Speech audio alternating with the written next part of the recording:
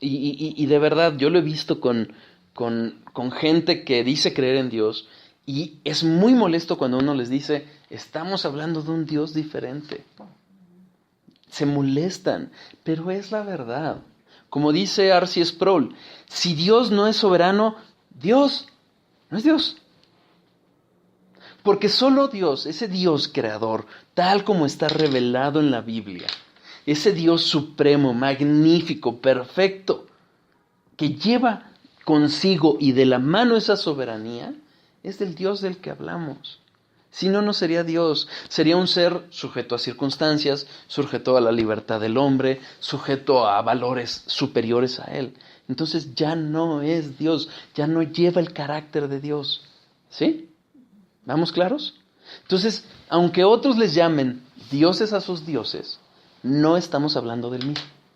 ¿Sí? ¿Vamos claros hasta ahí? Ok. ¿Qué otro título o qué título se le da en la Biblia? Señor. Es un título muy usado.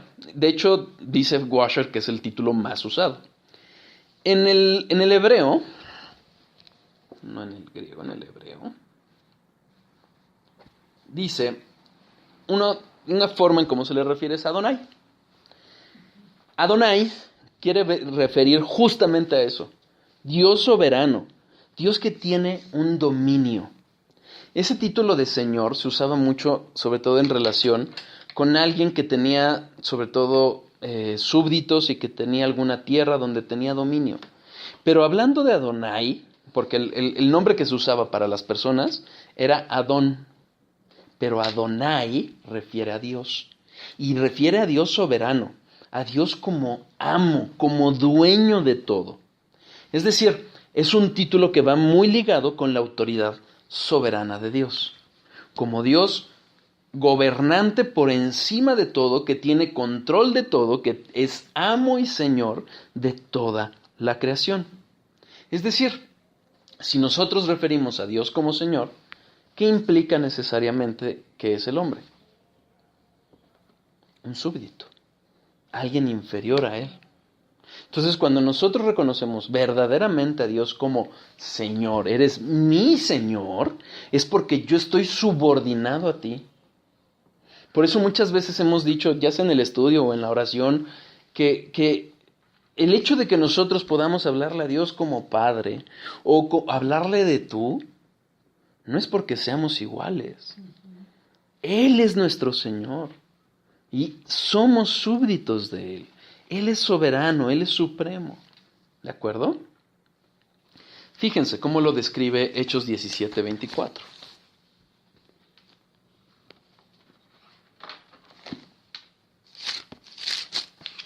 En este punto está nuevamente, hemos referido mucho en este estudio, en este pilar de la fe, o doctrina fundamental de la fe, acerca de Dios. Hemos referido mucho a este punto porque justamente Pablo está defendiendo o está predicando acerca de Dios a los atenienses, a unos filósofos finalmente. ¿Qué dice el versículo? El Dios que hizo el mundo y todas las cosas que hay en él, siendo Señor del cielo y de la tierra. Señor. Implica, esta palabra, ¿se acuerdan? La anterior fue en hebreo, este es en griego. En griego va muy ligado igualmente que el hebreo. Es kurios, derivado de kuros, que es supremacía. ¿Ok? Nuevamente vemos esa relación entre la supremacía como atributo de Dios relacionado con su señorío, con su soberanía.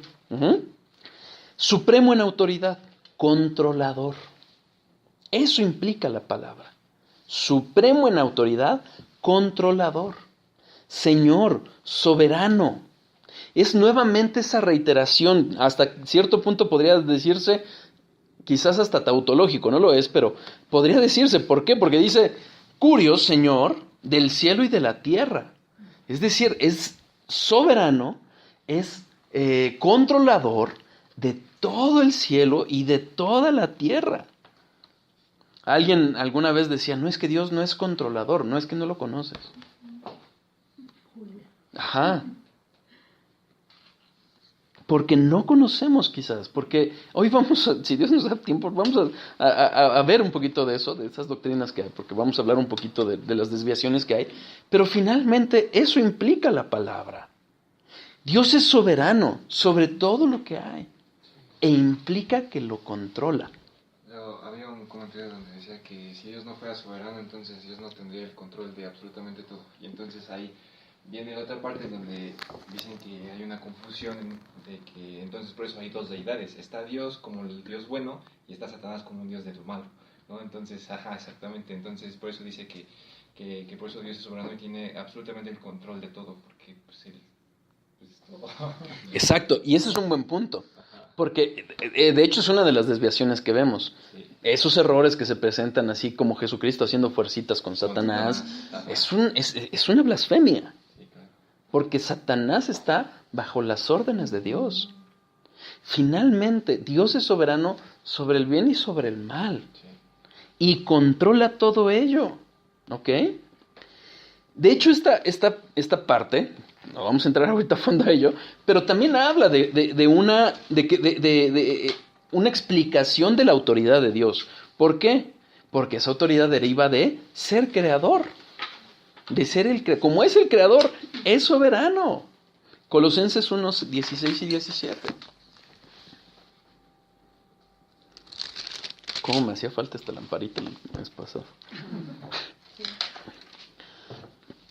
Porque, ay, un gallo. Porque en él fueron creadas todas las cosas, las que hay en los cielos y las que hay en la tierra, visibles e invisibles, sean tronos, sean dominios, sean principados, sean potestades, todo fue creado por medio de él y para él. Y él es antes de todas las cosas y todas las cosas en él subsisten. Ahí explica por qué Él es soberano, creador de todo y quien mantiene todo. Todo es por Él, todo es para Él, todo es de Él. ¿Ok? ¿Queda claro? Otra forma en donde se emplea Señor. Primera de Timoteo 6:15. Este lo vamos a ver varias veces.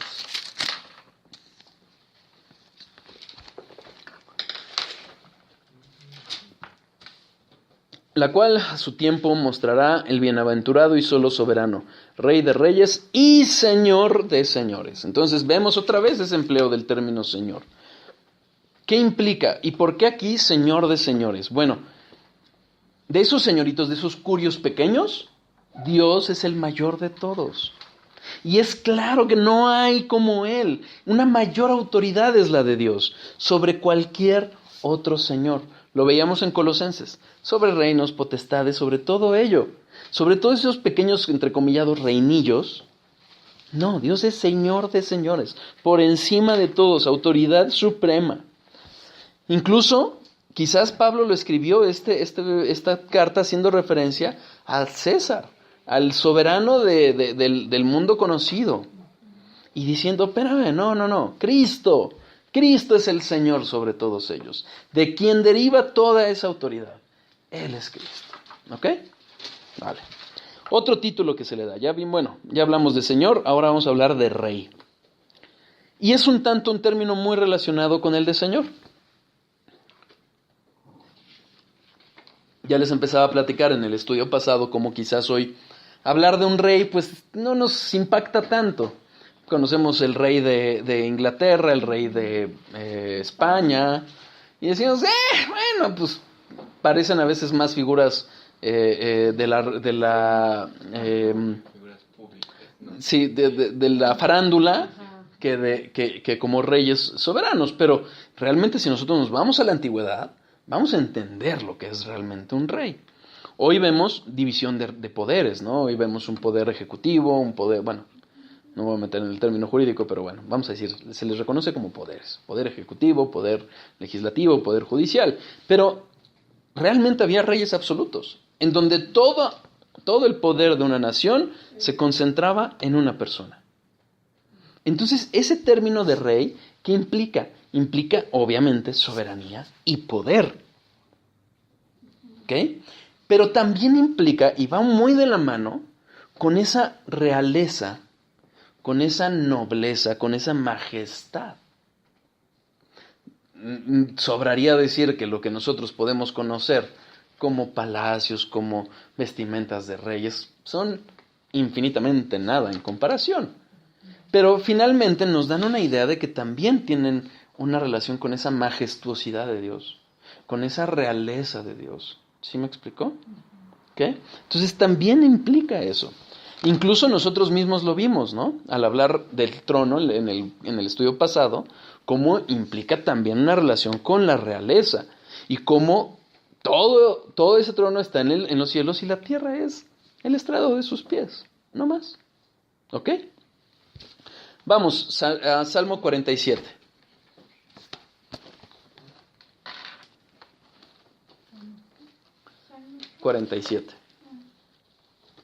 Ya se perdió.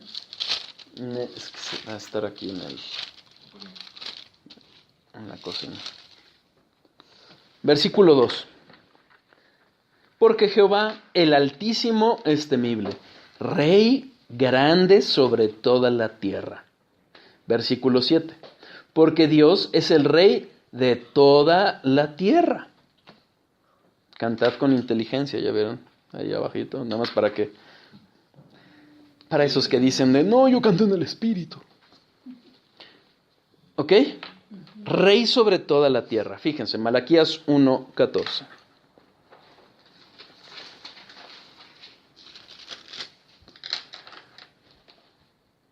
La segunda parte. Porque yo soy gran rey, dice Jehová de los ejércitos. Mi nombre es temible entre todas las naciones.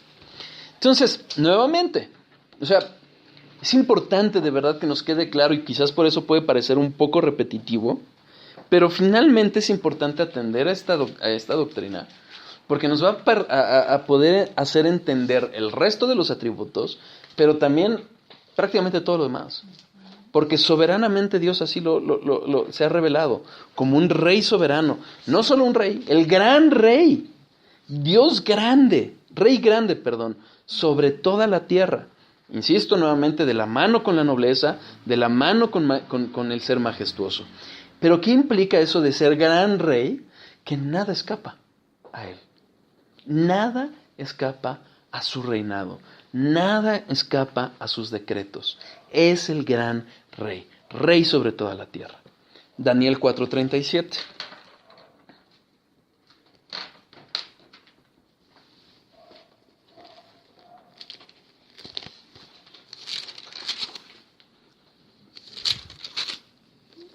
Ahora yo, Nabucodonosor, alabo, engrandezco y glorifico al Rey del cielo. Ya vimos cómo se manifestó como Rey de la tierra, el gran Rey de la tierra. Aquí, de toda la tierra. Aquí se refiere al Rey del cielo. Nuevamente, reinado, soberanía, pero abarca toda la creación, todo lo que es el universo, todos los cielos y por ende también la tierra. ¿De acuerdo? Aún las potestades de los cielos. Aún esas potestades de los cielos. Ángeles caídos y no caídos, todo.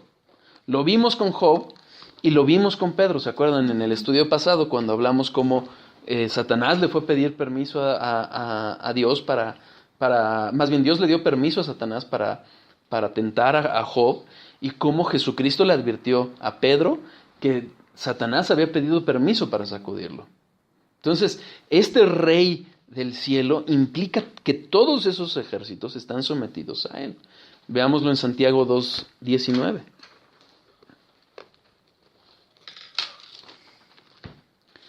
¿Tú crees que Dios es uno? Bien haces. También los demonios creen y tiemblan, porque reconocen.